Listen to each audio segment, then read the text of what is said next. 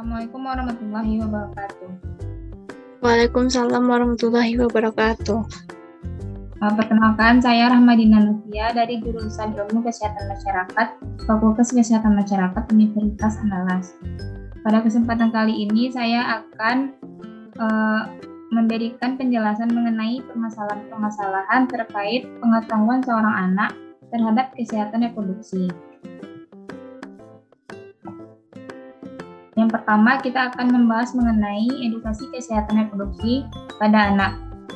Edukasi kesehatan reproduksi pada anak dapat dimaknai sebagai upaya memberikan pengetahuan dan pemahaman tentang kesehatan reproduksi secara komprehensif, sehingga terbangun kesadaran untuk menjaga kesehatan sistem reproduksi dalam fungsi dan prosesnya, serta melindungi dari tindakan yang berisiko buruk, baik secara fisik maupun mental.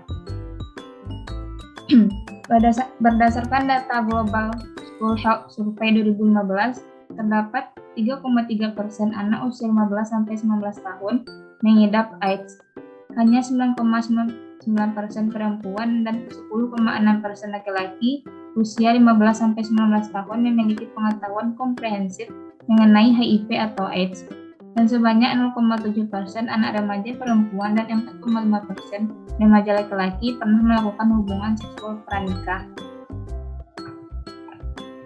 Hasil studi beban penyakit atau Burden of Disease tahun 2017 yang dikeluarkan oleh IHME dan Balitbangkes menyatakan bahwa anak dan remaja usia produktif di Indonesia mengalami kerugian akibat penyakit tidak menular atau PTM.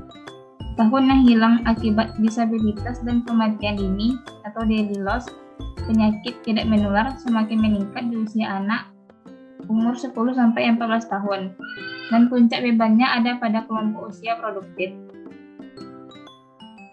Pentingnya membekali anak dengan pendidikan kesehatan reproduksi yang memadai sangat krusial untuk membantu anak memahami batas-batas norma sehingga melindunginya dari risiko pelecehan hingga penyimpangan seksual. Baiklah, selanjutnya mengenai masalah pengetahuan anak terhadap kesehatan reproduksi. Untuk masalah yang pertama yaitu rendahnya pengetahuan anak tentang menjaga kebersihan organ reproduksinya.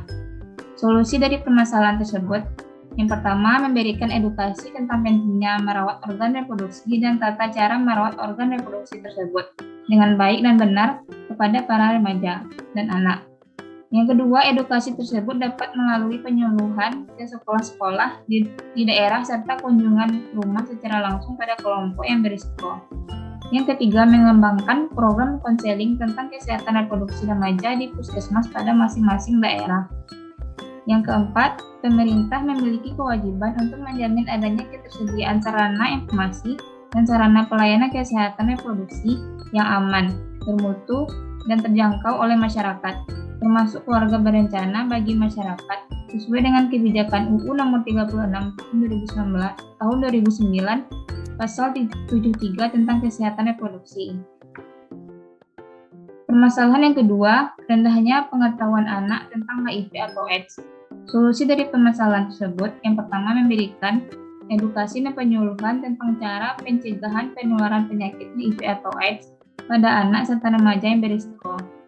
Yang kedua, mengembangkan program tentang peduli kepada penderita HIV atau AIDS dengan tujuan menumbuhkan rasa peduli pada masyarakat terhadap penderita HIV atau AIDS.